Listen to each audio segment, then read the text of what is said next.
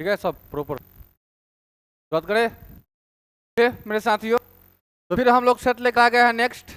आज फिर एक बार हंगामा क्या करेंगे क्वेश्चनों का, बेहतरीन बेहतरीन, एक बेहतरीन बेहतरीन और लाजवाब और एकदम गहराई क्वेश्चन में एकदम गहराई होगा। हम लोग फिर से एक बार क्या करते हैं, रणभूमि जीतने का तैयारी में जुट जाते हैं।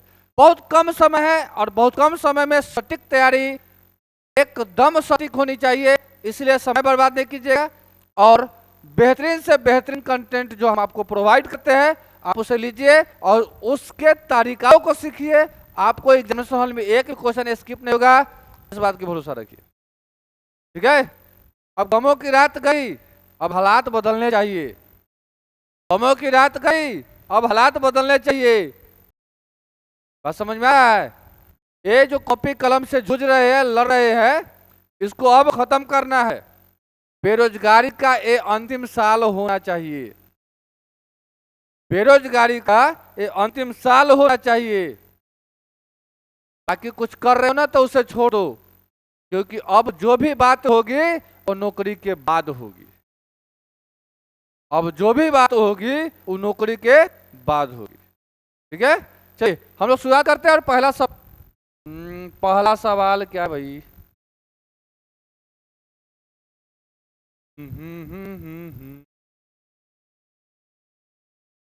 चलिए, सवाल अपना लग चुका है, सवाल सज चुका है और हम लोग जो है डिस्कशन के उतर चुके हैं।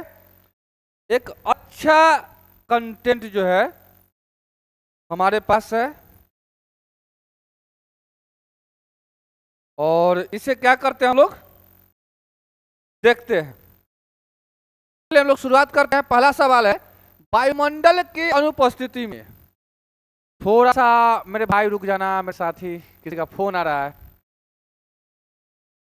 ये क्या मतलब है? फोन है, दुनिया अभी भी मिस कॉल पे पड़ी हुई है। चलिए शुरुआत करते हैं। हम लोग डिस्कशन करेंगे एकदम कम समय में, चिंता नहीं कीजिए, और best of the best discussion करके चले जाएंगे। ठीक है, आप पूरे यूट्यूब पर जो है खोजिएगा कि साइंस का भी डिस्कशन कोई कराता है क्या, इससे खोजिएगा और बताइएगा हमको कमेंट बॉक्स में चैनल का नाम, हम भी थोड़ा सा देखे, फिर हम अपने आप को अपग्रेड करने का पूरा कोशिश करेंगे हम अपने तरफ से। बस हमें तो नहीं मिल रहा है, हमें नहीं मिल रहा है, हो सकता है आप लोगों को मिल रहा होगा, तो आप लोग हमें दीजिएगा, हम उससे भी बेहतर करने का कोशिश करेंगे। क्वेश्चन भले ही हो रहे लेकिन डिस्कशन पक्का उससे हार्ड होता होगा मेरा। ठीक है, चलिए शुरुआत करते हैं। पहला सवाल है, वायुमंडल की अनुपस्थिति में आकाश का रंग कैसा दिखता है? वायुमंडल की अनुपस्थिति में आकाश का रंग नीला दिखता है। कैसा दिखता है? नीला दिखता है। वायुमंडल के अनुपस्थिति में आकाश का रंग नीला दिखाई देता है मेरे साथी। ये सवाल जो है इस स्टेट के एग्जाम में पूछा हुआ था और आप लोगों को बताए, एक हौसी की बात बताते, स्टेट ने साइंस का 100 क्वेश्चन पूछा, जिसमें से 33 क्वेश्चन का सवाल का जो है जवाब गलत दिया खुद के आंसर की में। सरकार को पता नहीं क्या हो गया है, या तो उसका विचार ही नहीं है एग्जाम लेने का, और अगर लेने का एग्जाम विचार है भी तो नौकरी देने का तो नहीं है, ऐसा लग रहा है। एक ऐसा कैसे हो सकता है? लापरवाही, बच्चों के साथ छल किया जा रहा है। बच्चा अपना पूरा जीवन जो है सब कुछ त्याग कर पढ़ाई कर रहा है और उसके साथ छल हो रहा है। आप समझ सकते हो ये दर्द क्या है। पता नहीं क्या चाहता है सरकार हम लोगों से, हम युवाओं से उसकी क्या दिक्कत है, क्या समस्याएं है। बाकी सारे मुद्दा पे चर्चा करता है, डिबेट करता है। एक रोजगार ही ऐसा चर्चा है जहां डिबेट ही नहीं होती है। पता नहीं सबकी आत्मा कहां मर जाती है, कैसे नेता है वो लोग। इस मुद्दे पे चर्चा होनी चाहिए, क्योंकि यही सबसे भारी और बहुत जटिल मुद्दा है। जो देश युवाओं का देश है, उस देश में इस प्रकार का बेरोजगारी का जो है कहर है, जिसका कोई हद हिसाब नहीं है। जिस उम्र में हमें एंजॉय करना चाहिए था, अपने माँ बाप को सपोर्ट करना चाहिए था, उस उम्र में हम लोग क्या करें, कॉपी और किताब लेकर बैठे हुए और एक मिनट भी एक्स्ट्रा खर्चा नहीं कर रहे हैं ताकि इसी की वजह से मेरा सिलेक्शन ना छूट जाए। मतलब जिंदगी जो है ना एकदम जो है कॉम्प्लेक्स बना दिया है, एकदम कॉम्प्लेक्स। समझ में नहीं आ रहा है, धागों की तरह उलझ गई है जिंदगी, कहां से सुलझाऊं, तोड़ तोड़ के सुलझाना पड़ रहा है, सब जगह गांठ बंध गया है। खैर चलिए हम लोग इस पे भी बात करेंगे एक बार समय निकाल के, जब हम लाइव आएंगे आप लोगों के बीच में तो हम बात करेंगे इस मुद्दे पर, बहुत अच्छा से बात करेंगे, आराम से बात करेंगे।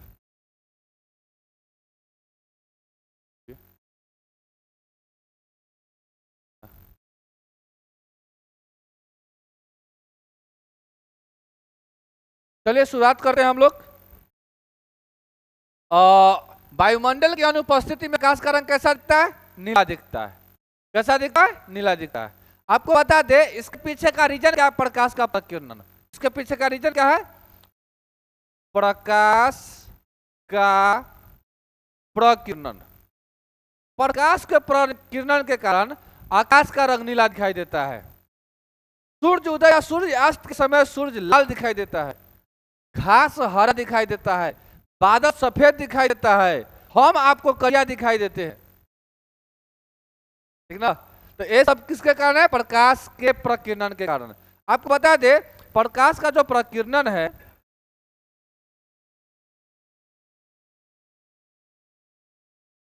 ये समानुपाती होता है 1/तरंग दैर्ध्य के,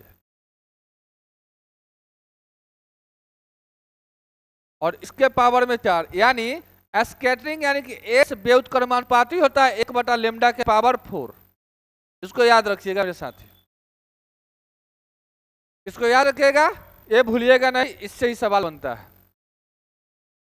अगर हम आपको बता दें अपवर्तनांक के बारे में, तो अपवर्तनांक जो होता है ये व्युत्क्रमानुपाती होता है 1/v के, यानी कि चाल के व्युत्क्रमानुपाती होता है अपवर्तनांक, इसे भी याद रखिएगा। चलिए अब हम आगे बढ़ते हैं और आगे सवाल लेकर क्या करते हैं, चलते हैं। अगला सवाल है,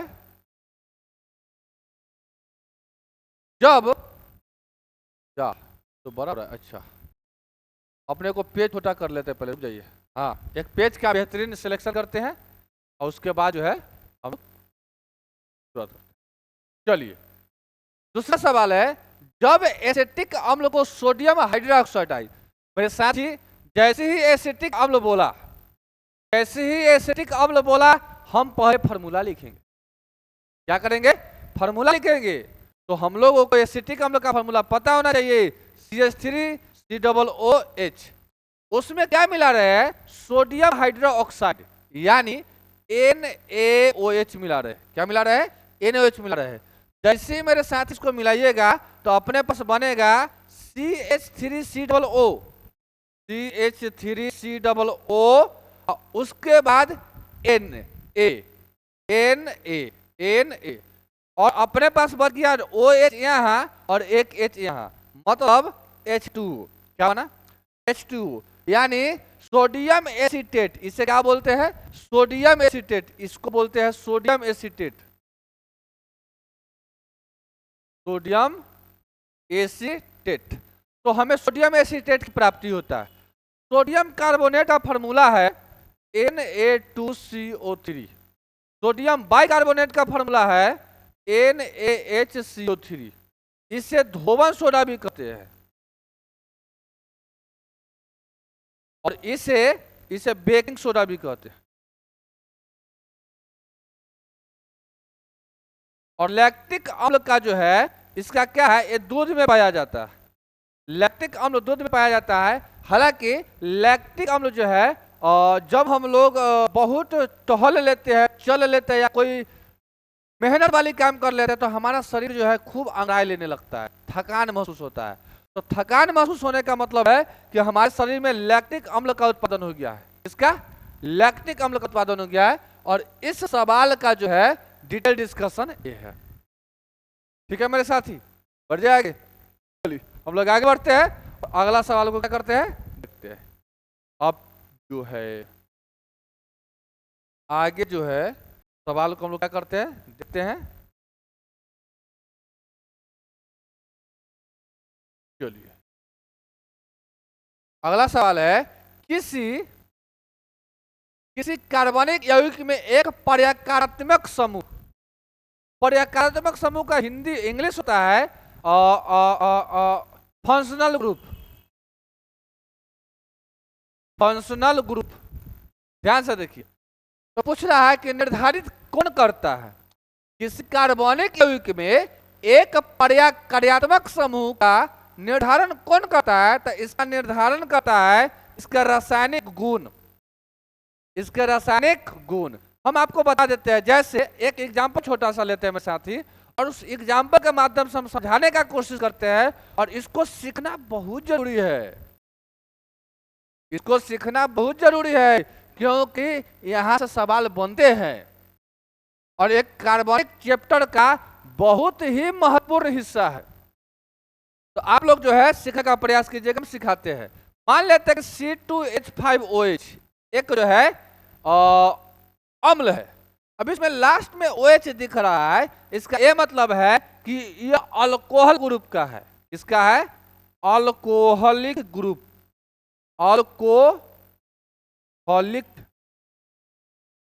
अल्कोहलिक ग्रुप का है OH। इसी प्रकार से अगर आपको जो है COOR दे दे, तो ये जो है आपको एल्डिहाइड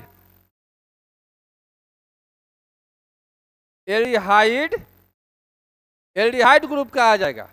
यदि आपको COOH दे दे तो ये आपको कार्बोक्सिलिक एसिड,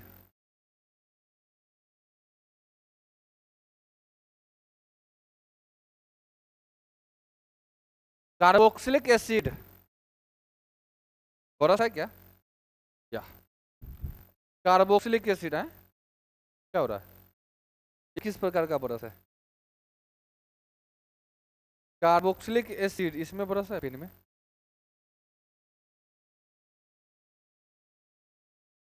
सब कुछ मुश्किल है। चलिए हम आपको लिखाना स्टार्ट करते हैं और लिखना चालू कीजिए। OH मतलब कि अल्कोहलिक, अल्कोहलिक। अगर आपको पूछेगा COOR तो आप बताइएगा एल्डिहाइड। यदि आपसे पूछेगा COOH तो आप लोग बताइएगा कार्बोक्सिलिक एसिड। यदि आपसे पूछेगा C⋅OR इसको बोलिएगा कीटोन, क्या बोलेगा, कीटोन। यदि आप लोगों से पूछे फंक्शनल ग्रुप में, मेरे साथी इतना कम से कम याद कीजिए, 4 आप लोग याद कीजिए, यहां से सवाल बनते हैं और ये जो है पूछे जाते हैं, ठीक है। और भी हम आपको लिखा देंगे और फिर क्वेश्चन लाएंगे तो लिखाते चले जाएंगे। आगे बढ़े, चलिए आगे बढ़ते हैं हम लोग। पेज डायरेक्ट जो है लिखा हुआ ऊपर नहीं होगा, ऐसे नहीं हो रहा, सिलेक्ट हो जाता है तब ना। अच्छा पेन आती बस तो है, ये है तो PDF में लिखा हुआ बात नहीं जाएगा क्या।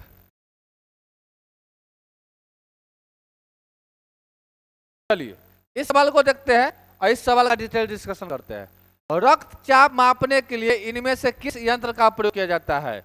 रक्तचाप मापने के लिए स्फेगनोमीटर का उपयोग करते हैं और यह जो है 120/80 mmHg जो है मापता है। तो आपसे पूछेगा कि बताइए स्फेगनोमीटर में कौन सा धातु पाया जाता है, तो पारा।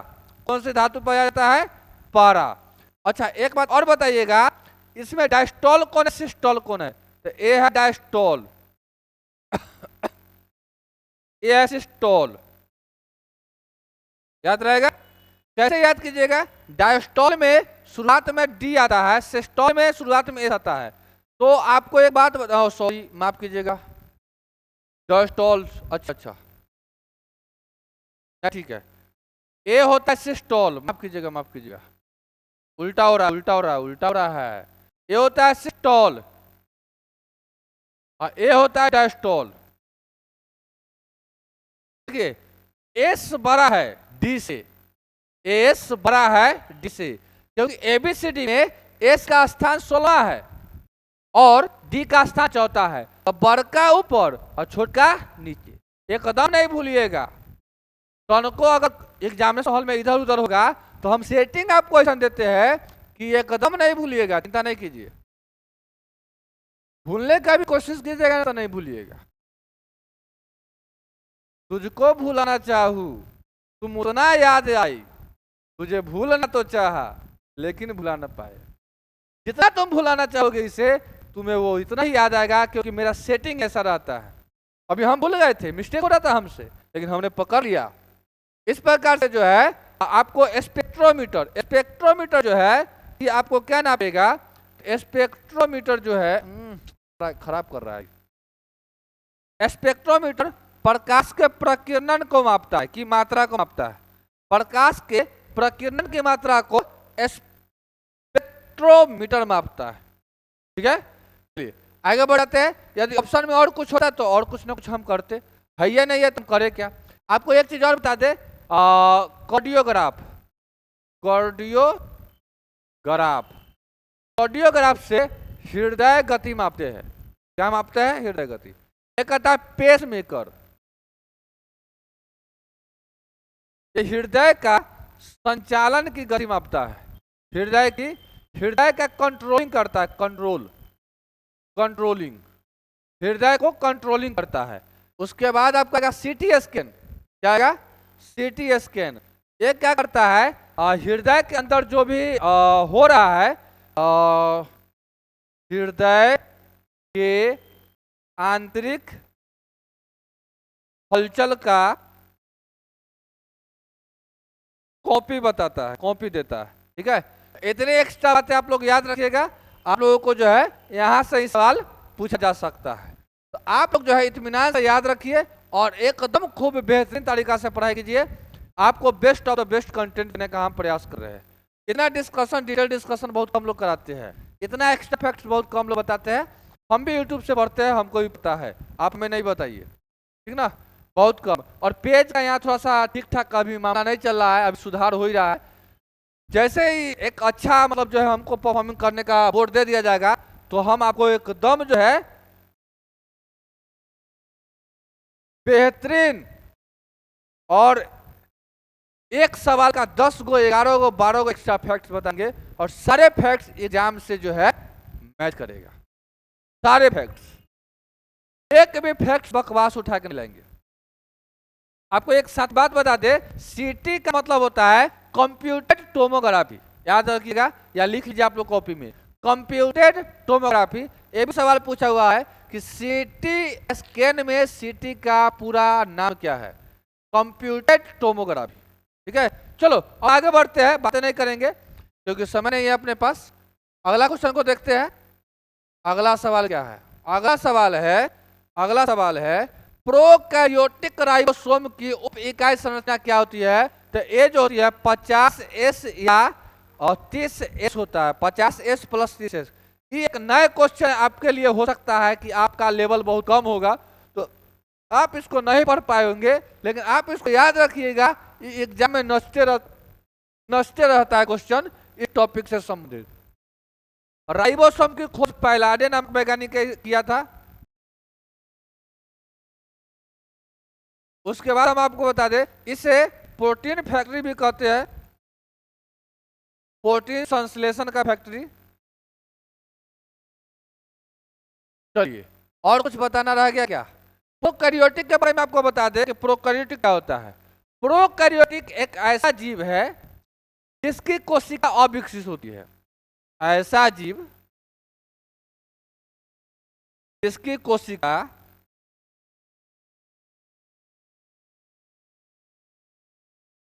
अविकसित होता है। ऐसा होता है, अविकसित होता है। और इसमें प्रोकैरियोटिक में कोशिका झिल्ली की कमी होती है। मतलब समझ सकते हैं, ये जो आपको दिख रहा है राइबोसोम, माइटोकॉन्ड्रिया,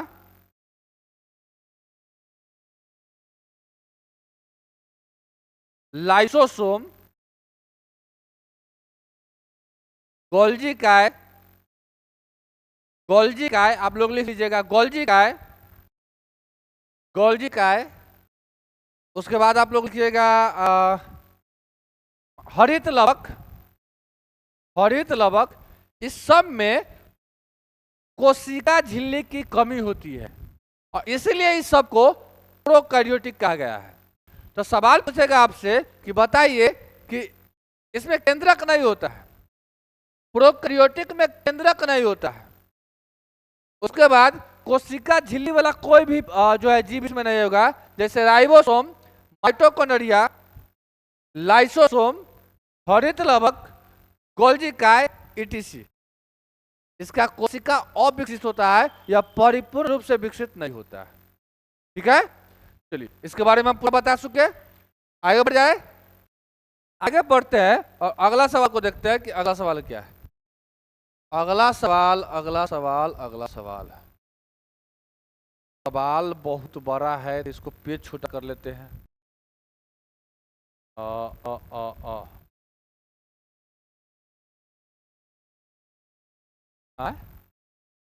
उतना में हो रहा है? नहीं नहीं, जैसे कोना में जगह सेंटर में वहां से आ रहा है, पेज में आ रहा है। मेन चीज हमारे डेस्कटॉप पर पेज आना चाहिए ताकि हमको लगे कि जो हम पढ़ाए हो आपको दिखा। जाइलम के कौन से तत्व, सबसे पहले तो छोड़िए सवाल नहीं पढ़ेंगे हम, पहले जाइलम एक चीरफाड़ करेंगे। जाइलम एक जीवित कोशिका, मृत कोशिका है। ये किस प्रकार की कोशिका है? मृत कोशिका है। इसका काम क्या है? इसका काम क्या है? यह जल तथा खनिज लवण को नीचे से ऊपर की ओर ले जाता है। यह जल तथा खनिज लवण को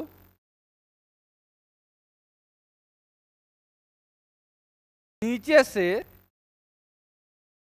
ऊपर की ओर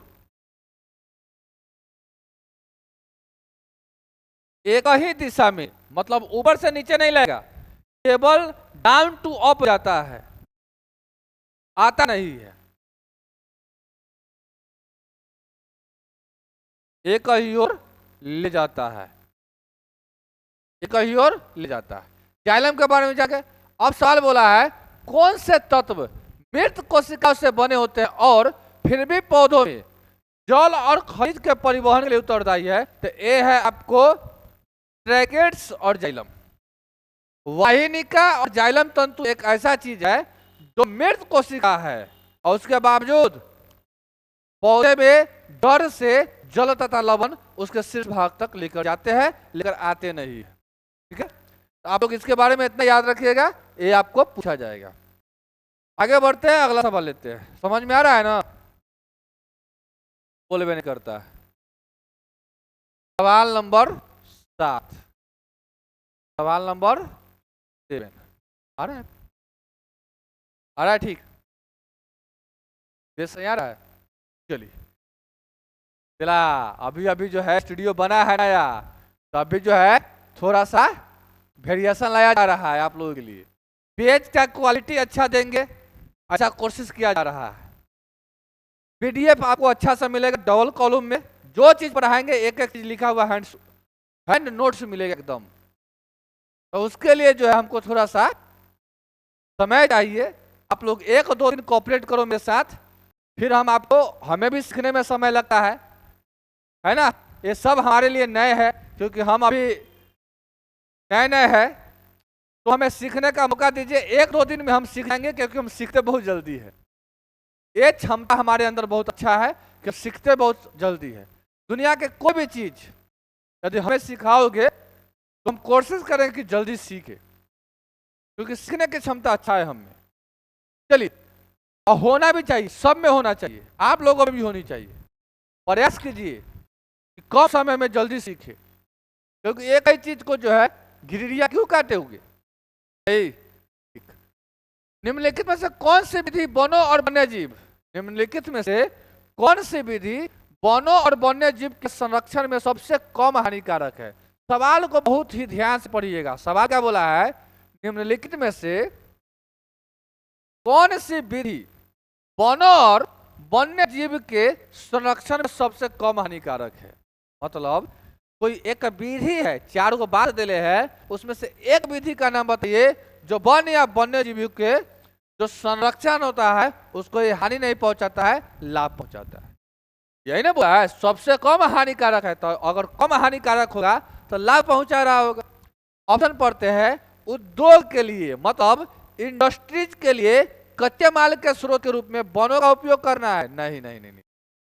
एकदम गलत है। एक बात बताइए मेरे साथी, अगर आपको इंडस्ट्रीज लगाना है और कच्चे माल यानी कि कोयला उला का उत्पादन करना है, तेल का उत्पादन करना है, पेट्रोल का उत्पादन करना है, तो पेड़ पौधा लगाएंगे, वन लगाएंगे। वन हमको कोयला देगा, पेट्रोल देगा? नहीं ना। तो ये बात एकदम गलत है कि इंडस्ट्री लगाने के लिए हमको जो है वन का उपयोग करना पड़ेगा। गैर कास्ट वन उत्पाद का संग्रह करेंगे, ये सही है।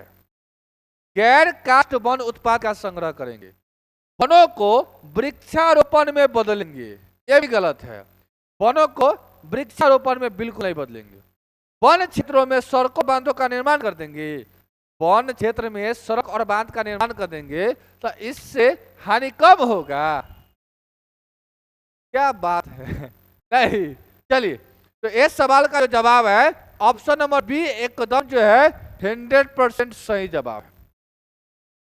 ठीक है, आप लोग जो है एकदम पेज को रोक लीजिए और थोड़ा सा इस पर गहराई से सोचिए, आपको जवाब जो है वही लगेगा कि यही आंसर सही है।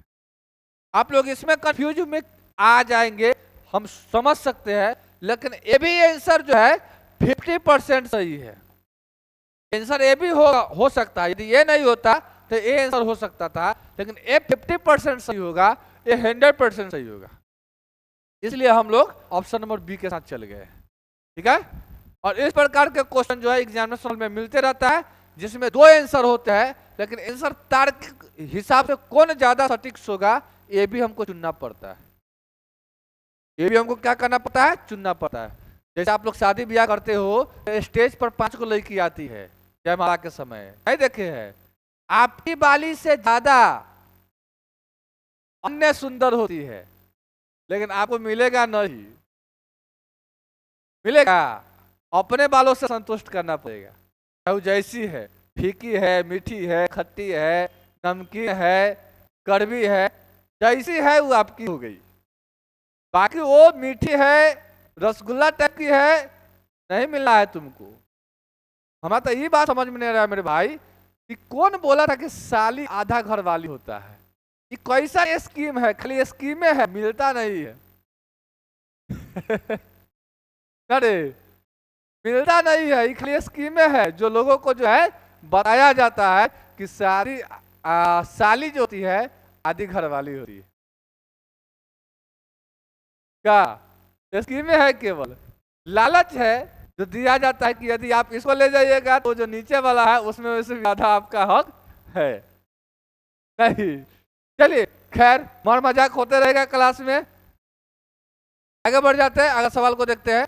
अगला सवाल क्या है मेरे भाई? अगला सवाल 8 नंबर सवाल बोलता है निम्न में से कौन सी शाक, शाक मतलब जड़ी बूटी, केवल भारत में पाई जाती है? निम्न में से कौन सी शाक केवल भारत में पाई जाती है? और उस शाक का नाम बताइए जिसका उपयोग जो है ब्लड प्रेशर, रक्तचाप में होता है। तो वह शाक है सर्पगंधा। इसका सवाल हम पहले भी लाए थे। जामुन जो है, जामुनी फल जो होता है, इसका भी प्रयोग जो हम लोग बीपी में और प्लस डायबिटीज में, मतलब मधुमेह रोग में करते हैं, इसका भी प्रयोग करते हैं। तुलसी का प्रयोग हम लोग खांसी ठीक करने में करते हैं। खांसी हो गया, दंत चिकित्सक हो गया, ये सब के रूप में जो है हम लोग क्या करते हैं? तुलसी का भी उपयोग करते हैं। श्वसन से संबंधित कोई बीमारी हो गया अगर आपको, तो तुलसी आपके लिए बहुत उपयोगी है। तो श्वसन संबंधी रोग,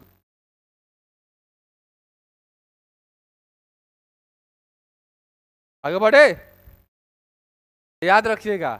एक सवाल हम आप लोगों से पूछे, बताइए अर्जुन का एक पेड़ होता है, किसका? अर्जुन का। इसका क्या उपयोग है? अर्जुन के पेड़ का क्या उपयोग है? अर्जुन के पेड़ का क्या उपयोग है? फास्ट जल्दी जवाब दो। अर्जुन अर्जुन अर्जुन। अच्छा अर्जुन गलत लिखा हुआ है, चलो। देखो बड़ा कंसंट्रेशन है तुम लोगों के पास ना। अर्जुन, अर्जुन भी क्या करता है, ब्लड प्रेशर को कंट्रोल करने का काम करता है। ब्लड प्रेशर को क्या करता है, कंट्रोल करने का कार्य करता है। चलिए आगे बढ़े। इतनी जानकारी हम लोग हासिल किए आज। अगला सवाल कहाँ चल गया पेज। अगला सवाल है जल की कठोरता। चलिए, जल की कठोरता का उपयोग करके दूर किया जा सकता है। देखो मेरे भाई, जल में कठोरता कब आएगा, जब इसमें कैल्शियम और मैग्नीशियम का सल्फाइड आ जाएगा। क्या आ जाएगा, कैल्शियम तथा मैग्नीशियम का सल्फाइड आ जाएगा। और इसे दूर करने के लिए हम लोग धोवन सोडा नहीं, साधारण धोवन सोडा का यूज करते हैं। Na2CO3 इसका यूज करते हैं। जल की कठोरता को दूर करने के लिए हम लोग धोवन सोडा का यूज करते हैं। इससे जल की कठोरता क्या होती है, दूर हो जाती है। चलिए आगे बढ़े, आगे बढ़े। विनेगर, आपको विनेगर के बता दे कि जल है, आपको क्या है, जल में, इस जलीय विलयन में यदि 6%, ठीक है, 6% एसिटिक अम्ल मिला देंगे, एसिटिक अम्ल मिला देंगे तो ये विनेगर बन जाएगा। क्या बन जाएगा, विनेगर बन जाएगा। ठीक है, आगे बढ़ते हैं, नेक्स्ट सवाल को देखते हैं।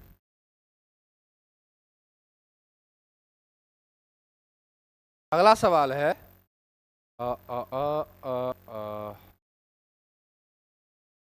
अगला सवाल क्या है, आए,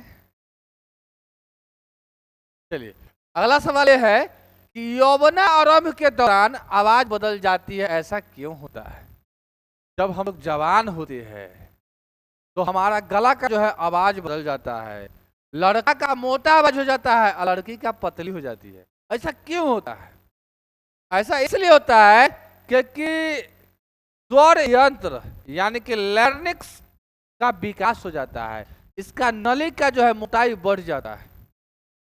यही वजह है कि लड़कों का आवाज मोटा हो जाता है और लड़की का आवाज मीठी हो जाती है, पतली हो जाती है। हालांकि यौवना आरंभ के दौरान बहुत सारे चेंजमेंट लड़के में और लड़की में आती है। जैसे लड़के की अगर बात करें तो उसका दाढ़ी मूंछ बढ़ जाएगा, आंख में केस हो जाएगा, मतलब शरीर के कुछ हिस्सों अंग पर बाल उग जाएंगे, आवाज मोटा हो जाएगा, पैर के नस निकल जाएंगे, ETC कर लीजिए। उसके बाद अगर लड़के की बात करें तो लड़की में क्या परिवर्तन होगा मेरे साथी, तो लड़की में क्या होगा, उसके भी कुछ हिस्सों पर बाल आ जाएंगे, आवाज पतली हो जाएगी, चेहरा बहुत क्लीन हो जाएगा, साफ हो जाएगा, इस प्रकार से ब्रेस्ट निकल जाएगा। इस प्रकार से बहुत सारे जो है चेंजिंग आता है। चलिए आगे बढ़ते हैं और अगला सवाल को देखते हैं।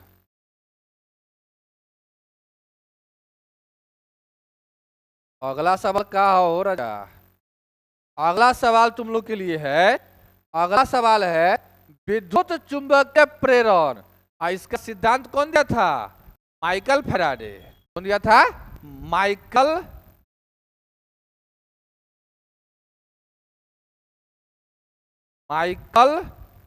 फैराडे।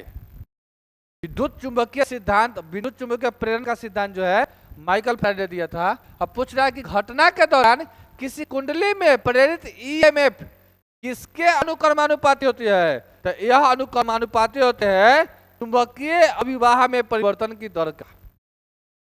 चुंबकीय क्षेत्र, चुंबकीय क्षेत्र का मात्रक जो है टेस्ला होता है, लेकिन लेकिन लेकिन लेकिन TGS मात्रक गॉस होता है, और एक गॉस बराबर 10⁻⁴ टेस्ला होता है।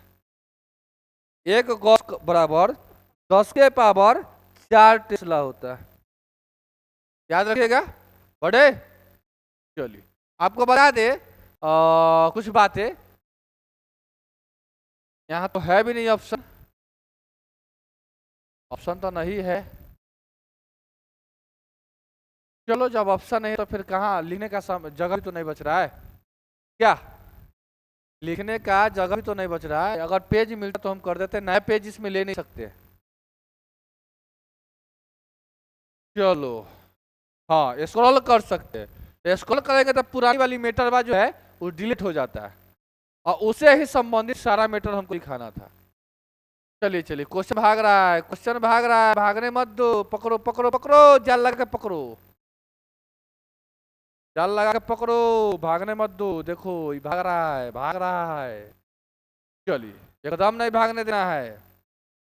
सवाल है पुष्प का इनमें से कौन सा भाग निषेचन के बाद फल के रूप में विकसित होता है? अंडाशय। पूछे वाला बात है। ये सवाल अगर गलत होता है तो एकदम समझ लो जो है या तो तुम्हारी किस्मत खराब है या तुझे नौकरी लेने की दिल नहीं है। एकदम तुम तैयारी करने वालों में से नहीं है। तुम हालात को उसी प्रकार से रखोगे जिस हालात में तूने पैदा हुआ है।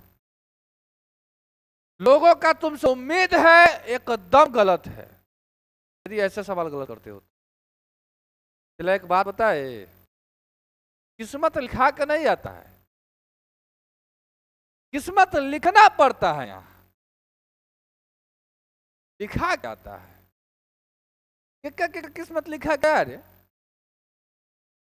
खुद के कलम से खुद की किस्मत लिखो और फिर वही लिखो जो तुम्हारा दिल कहता है, तुम्हारा दिमाग कहता है, तुम्हारा जो ड्रीम है वो लिखो। मत लिख क्या आता है ये कौन बोल दिया? किस्मत में जो होगा मिलेगा, कुछ नहीं मिलेगा। बाबा जी का घंटा मिलेगा, बैठल रहोगे तो कुछ नहीं मिलेगा, कुछ करोगे तब कुछ मिलेगा। बिना कुचले तो कुह तक नहीं निकलता है और तुम बात करते हो, समझ रहे हो? कुछना पड़ेगा। चलिए स्त्रीकेसर जो होता है ये स्त्री भाग होता है, फूल का स्त्री भाग स्त्रीकेसर और पुरुष भाग पुंकेसर होता है।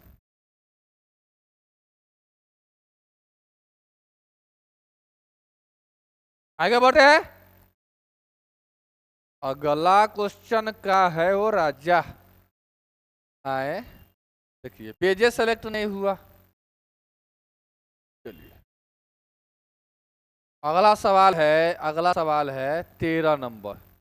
छोटा करना पड़ेगा क्योंकि ऑप्शन दूर दूर तक है।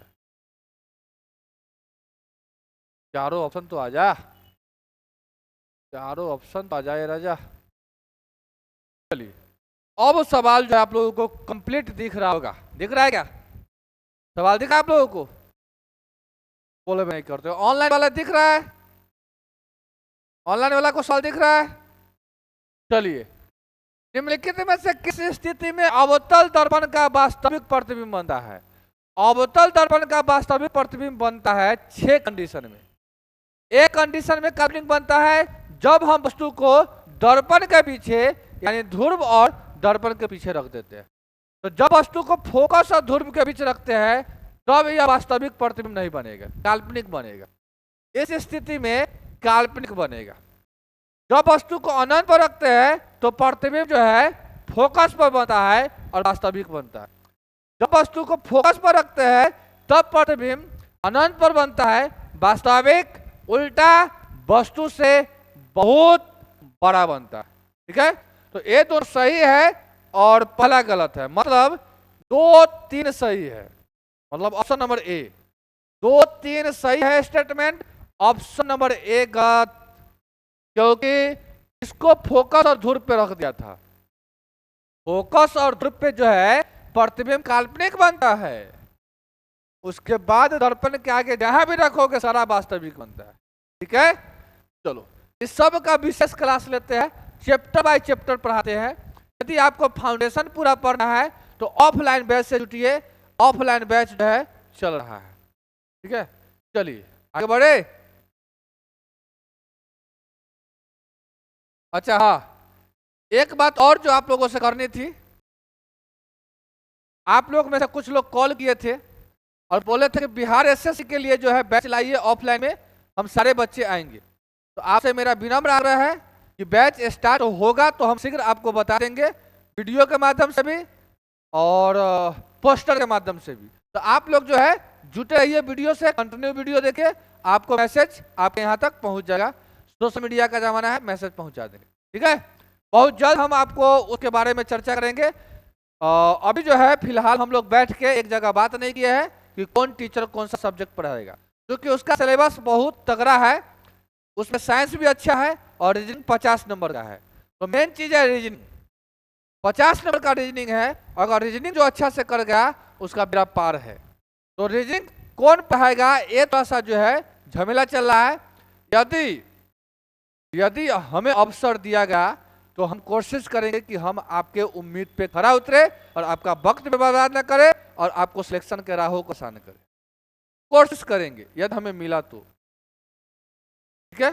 कोशिश करते हैं, हम लोग एक बार डिस्कस कर लेते हैं, फिर हम लोग आएंगे और उतरेंगे भी तो एक बेहतरीन कंटेंट के साथ उतरेंगे। एकदम भटकाने वाला काम नहीं करेंगे, ये हमसे नहीं होता है। इस सवाल को देख लेते हैं। जब किसी तांबे के तार में 0.5 एम्पियर क्या दे रखा है, धारा, क्या दे रखा है, धारा। आई दे रखा है कितना, 0.5 एम्पियर की धारा प्रवाहित होती है। तो इसको सीरो पर विभवांतर यानी कि भी कितना होता है, 5.0 वोल्ट। प्रतिरोध क्या है, तो प्रतिरोध का फॉर्मूला होता है आर बराबर भी बटा आई। भी कितना है 5.0, आई कितना है 0.5। आप अगर क्या करोगे, इसको हल करोगे तो ये दशमलव के बाद 0 है तो कोई वैल्यू नहीं इसका, आप समझ सकते हो। इसको कहानी खत्म करो, ये दशमलव का गुना यहाँ 10 चल जाएगा, आप इसको काटोगे तो 5 से 5 कट जाएगा। तो आपका आंसर क्या होने वाला, 10.0।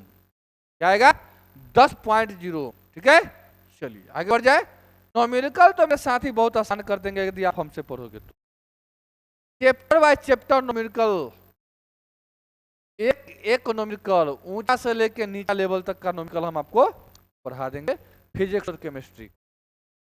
दो प्रतिरोध, एक है R1 20 ओम, एक है R2 30 ओम, समांतर क्रम में संयोजित है। तो इसका नेट रेजिस्टेंस निकाल लेते हैं। समांतर क्रम में अगर संयोजित है तो 1/, रेट रेजिस्टेंस निकालते हैं 20 × 30 और बट्टा में 20 + 30 यानी कि 50। इसको काटेंगे तो 0 से 0 काट लिए, 5 × 20 यानी कि 12 ओम नेट रेजिस्टेंस है। अब बोल रहा है कि इसको 3 वोल्ट की बैटरी से जोड़ देते हैं तो धारा क्या होगा, तो धारा का फॉर्मूला होगा V बटा R। V का वैल्यू जो 3 वोल्ट दिले है और R का वैल्यू 12 आया है।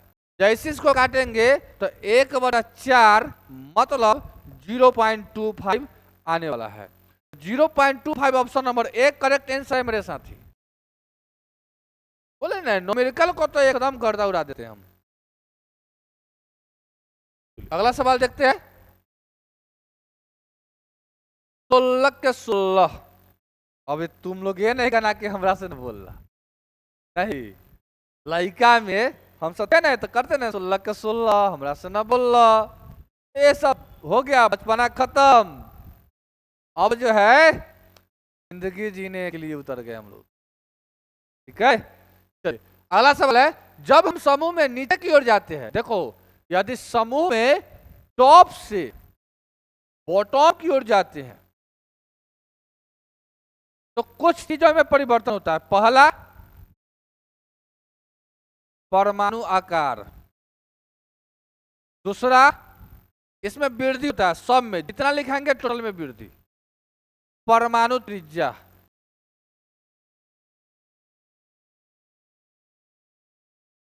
क्षारीयता गुण,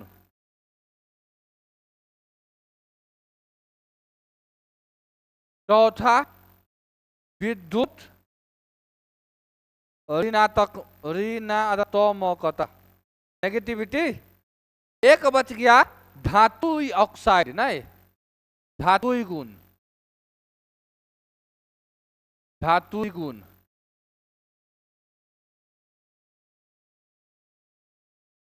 अगर समूह में ऊपर से नीचे आएंगे तो कुछ चीजों में वृद्धि होता है, परमाणु आकार में वृद्धि हो जाता है, परमाणु त्रिज्या में वृद्धि होता है, क्षारीयता गुण में वृद्धि होता है, विद्युत ऋणात्मकता में वृद्धि होता है, धातुई गुण में वृद्धि होता है। तो सवाल आपसे क्या पूछा है, जब हम समूह में नीचे की ओर आते हैं तो क्षारीयता ऑक्साइड के निर्माण में क्या होता है, तो वृद्धि होता है। क्या होता है, वृद्धि होता है। तो एक टेबल याद रहेगा तो तुरंत कर लीजिएगा आप, सही याद रहेगा तो वही वाला बात, राम नाम जपला अब पराया माल अपना, नहीं याद रहेगा तो ये नहीं करोगे, राम नाम जपना अब पराया माल, बोलो लड़के लोग, तो लोग चुप रहना, ठीक, हम समझ सकते हैं। चलो अगला सवाल क्या है, अगला सवाल है 17 के 17 पेज जो है इसमें छोटा करना पड़ रहा है ऑप्शन को लिखने के लिए। सवाल दिख रहा है आप लोगों को, देखिए तो पेज दिख रहा है सवाल का, सवाल दिख रहा है आप लोगों को सही से। चलिए हम पढ़ते हैं, अगर नहीं दिख रहा है तो सुनिएगा। नीचे दिए गए कथनों पर विचार कीजिए और सही उत्तर का चयन कीजिए। भोजन को वायुरोधित कंटेनरों में रखने से ऑक्सीकरण को धीमा करने में मदद मिलता है। बिल्कुल सही बात है। यदि आपको ऑक्सीकरण से बचाना है किसी भी चीज को, तो उसको ऑक्सीजन के उपस्थिति में नहीं रखिए, उसको ऑक्सीजन के अनुपस्थिति में रखिए। आप कुरकुरे का पैकेट खरीदे होंगे तो उसके अंदर नाइट्रोजन गैस भरा हुआ रहता है, ताकि वह एक आधो महीना तक न बिकेगा तो जस के तस उसका स्वाद रहेगा, वो ऑक्साइड से अभिक्रिया नहीं करेगा। तो दूसरा है चिप्स विनिर्माता समानतः चिप्स को ऑक्सीकृत होने से बचाने के लिए चिप्स के बैग में ऑक्सीजन गैस भरते हैं, नहीं नाइट्रोजन गैस भरते हैं। तो इसका यह मतलब है कि ए वाला जो है बात गलत है। तो ऑप्शन नंबर ए सही है। कथन एक सत्य है, कथन दो असत्य है, ऑप्शन नंबर ए सही है। कथन एक सत्य है, कथन दो असत्य है। बड़े यदि आपको नहीं लिखता होगा क्वेश्चन तो हम बोल देते हैं, आप उसे सुन लीजिए। 1-2 दिन में आपका जो है प्रॉब्लम पूरा सॉर्ट आउट हो जाएगा, एकदम जीरो ग्रेवियांस आपका रहेगा। इनमें से कौन सा तत्व कार्बन के समान श्रृंखला गुण प्रदर्शित करता है? तो एक कहता है कार्बन, देखिए कार्बन है तो 6 बार, मतलब इसका जो है परमाणु जो होगा तो 2 और 4, यानी इसके बाहरी सेल में कितना इलेक्ट्रॉन होंगे? 4 होंगे। और उसी प्रकार से देखिएगा तो sulphur sulphur sulphur sulphur sulphur का भी होता है 16-33 या 32 कहो, 32 समथिंग समथिंग समथिंग होता है। तो 16 का 2 8 2 10 और 10 और 6 16, 10 और 6 16। तो इसका मतलब है मेरे साथी कि जो है क्या बोला है, निम्न में से कौन सा तत्व कार्बन के समान श्रृंखला गुण प्रदर्शित करता है? तो ए सिलिकॉन रहा होगा, सल्फर है सिलिकॉन, एस आई होगा, सिलिकॉन होगा, तब ये सिलिकॉन रहा होगा। सिलिकॉन का होता है 14-28, अब 2 8 2 10 और 10 और 4 14, इसके भी आउटर सेल में 4 इलेक्ट्रॉन, इसके भी आउटर सेल में 4 इलेक्ट्रॉन। तो silicon is the correct answer. Potassium नहीं, सोडियम नहीं, ऑक्सीजन नहीं, सिलिकॉन यहाँ इसका क्या होगा? सही जवाब होगा, क्योंकि कार्बन के आउटर सेल में 4 इलेक्ट्रॉन है तो सिलिकॉन के आउटर सेल में भी 4 इलेक्ट्रॉन है। बात समझ में आया? इसलिए हम लोग जो है सिलिकॉन के साथ जाएंगे। यदि सल्फर होता तो यहाँ 6 इलेक्ट्रॉन हो जाता, जो कार्बन से मैच नहीं करता, कार्बन से मैच नहीं करता, ठीक है, वो ऑक्सीजन से मैच कर जा रहा है। आगे बढ़े, नेक्स्ट सवाल पे है। अगला सवाल क्या है? अगला सवाल है 19 में क्या है? पूरा ऑप्शन जब तक नहीं दिखेगा तब तक क्वेश्चन कंप्लीट नहीं होगा। लिटमस बिलिया एक बैंगनी रंजक है जो पैलोफाइटा ने थैलोफाइटा, थैलोफाइटा वर्ग से संबंधित पादप लाइकेन से निकाला जाता है। बिल्कुल सही बात है।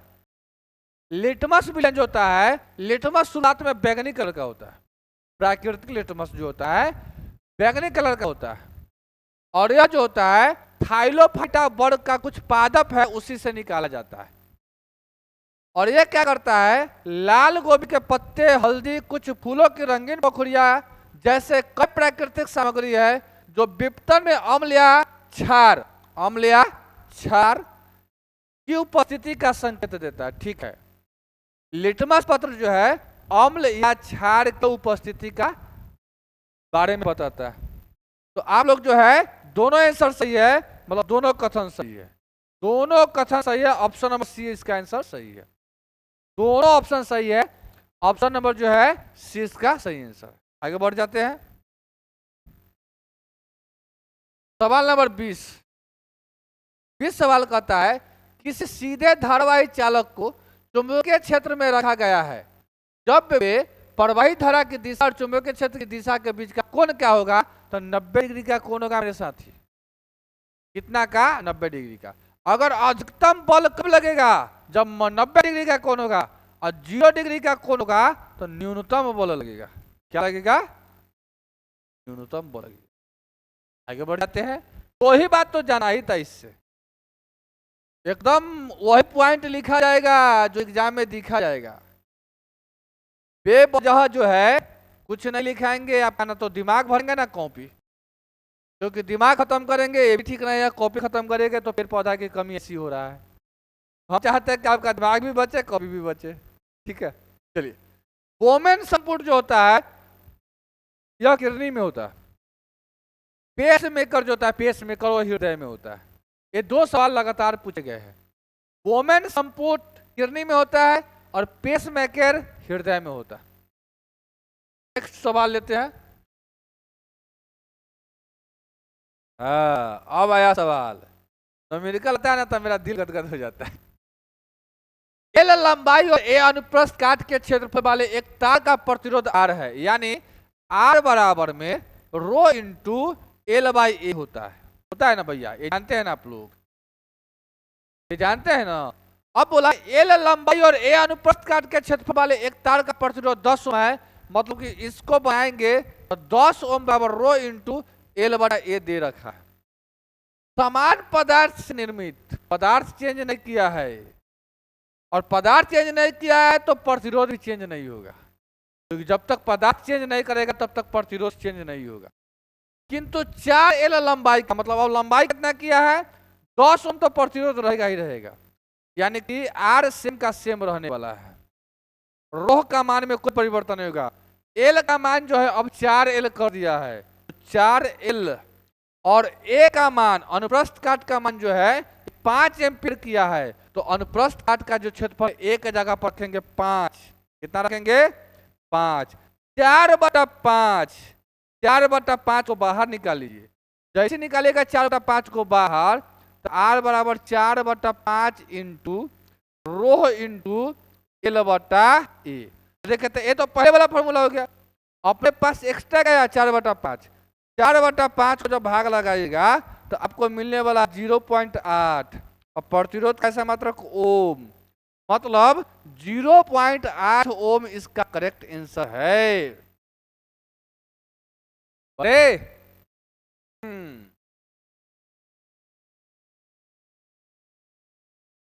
जिंदगी में टेंशन बढ़ गइल बा, का चिल्ला? जिंदगी में टेंशन बढ़ गइल बा, जिंदगी में टेंशन बढ़ गइल बा, अब परीक्षा के डेट आ गइल बा। इनमें से कौन सा एक कृत्रिम पारिस्थितिक तंत्र है? ये तो फसली खेत है, फसल का जो खेत है ये सब कृत्रिम, क्योंकि वन को हम लोग अपना से नहीं बना सकते, तालाब हम लोग अपना से नहीं बना सकते हैं, झील हम लोग अपना से नहीं बना सकते, ये सब प्राकृतिक है। ये सब क्या है? प्राकृतिक पारिस्थितिक तंत्र है। पारिस्थितिक तंत्र के बारे में सबसे पहले एजी टांसले बताया था। कब? 1935 में। इसको भी याद रख लीजिएगा तनका सा, जब इतना याद कर ही रहे तो। चलिए आगे बढ़े, 2 क्वेश्चन और हो सकता है। हाँ, एक सवाल तो यहाँ बहुत मस्त है। 24 तक है। चलिए लास्ट क्वेश्चन है, देखना लास्ट क्वेश्चन है, बहुत मस्त क्वेश्चन है। चलो सारा ऑप्शन दिखने लगा होगा आपको, और अगर ऑप्शन नहीं दिखता है तो हम जो है आपको सवाल पढ़ देते हैं, पढ़िएगा। सुमेलित कीजिए, आवर्त सारणी में समूह की कुल संख्या कितना होता है? तो आवर्त सारणी में समूह की कुल संख्या 18 होता है। 18 का है भैया, 2 जगह 18 है, यानी ई पर जाइए। 2 जगह 18 कैसे हो गया जी? ई 18 नहीं होगा तो 20 करो, या देखते हैं अपने हिसाब से बाद में। हाँ हाँ हो सकता है, हो सकता है, हो सकता है। आवर्त सारणी में समूहों की कुल संख्या 18 होता है। आवर्त सारणी में समूहों की कुल संख्या कितना होता है? 18 होता है। तो x का ये मतलब है, अच्छा इससे नहीं पकड़ेगा, इससे क्लियर नहीं होगा कि ए 18 होगा कि 18 होगा, क्योंकि दोनों हो सकता है। तो चलो इससे नहीं पकड़ते, कोई और ऑप्शन से धरते हैं। आवर्तों की कुल संख्या 7 होता है, अब तो धराएगा 2 के डी, 2 के बी, ये आंसर नहीं होगा। 2 के ए, ये आंसर नहीं होगा। 2 के सी, ये आंसर नहीं होगा। 2 के डी, ये आंसर होगा।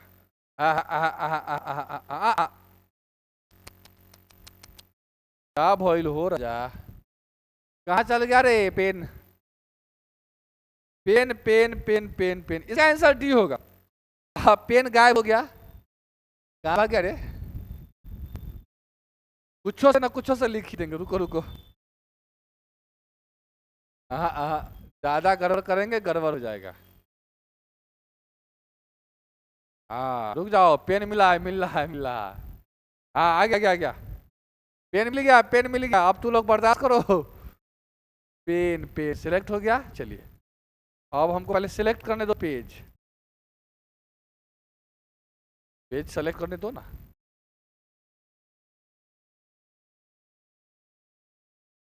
हाँ चलिए अब आपको जो है इसको अलग रखते हैं। अब पेन लेते हैं। देखिए हमने क्या बोला मेरे साथी कि आवर्तों की कुल संख्या 7 होती है, मतलब 2 का डी आंसर होना चाहिए। तो यहाँ तो 2 का बी है तो ये गलत है, यहाँ 2 का ए है, ये गलत है, यहाँ 2 का सी है तो गलत है, तो ए आंसर होगा। अब हम सही सही मिला देते हैं। देखिए के एल एम, के एल एम, इसमें इलेक्ट्रॉन की संख्या होता है 2 8 18, 2 8 18। आवर्त सारणी में समूहों की संख्या जो होता है उसमें इलेक्ट्रॉनों की संख्या होता है 18, इसमें ए जाएगा। एम कोष में कितना इलेक्ट्रॉन है? 18, बता दिए हम। ए नहीं हो पाएगा, ये ऑप्शन कहीं ना कहीं गिजमिज सेट है, इससे समझो, इससे सबसे अच्छा है। ठीक है, तो चलिए आपको हम बता देते हैं। आवर्त सारणी में समूहों की कुल संख्या होता है 18, आवर्तों की कुल संख्या 7, के इलेक्ट्रॉन में के कोष में इलेक्ट्रॉन की संख्या 2, एम इलेक्ट्रॉन में 8, एल इलेक्ट्रॉन में 18, आवर्तों की संख्या 7, आवर्त की संख्या 18। चलिए इससे आप लोग लगा लीजिएगा जैसा भी ऑप्शन सेट कर। आज का सेट का डिस्कशन समाप्त हुआ, मात्र 24 क्वेश्चन था। मिलते हैं कल फिर एक नए जोश और जुनून के साथ।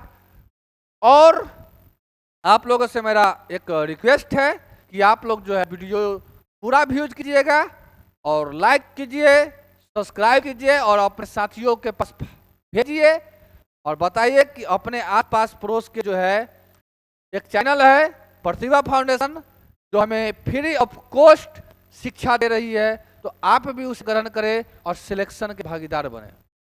बढ़ती मेरा जुनून, इसे उतरने मत दीजिएगा अपने जहन से।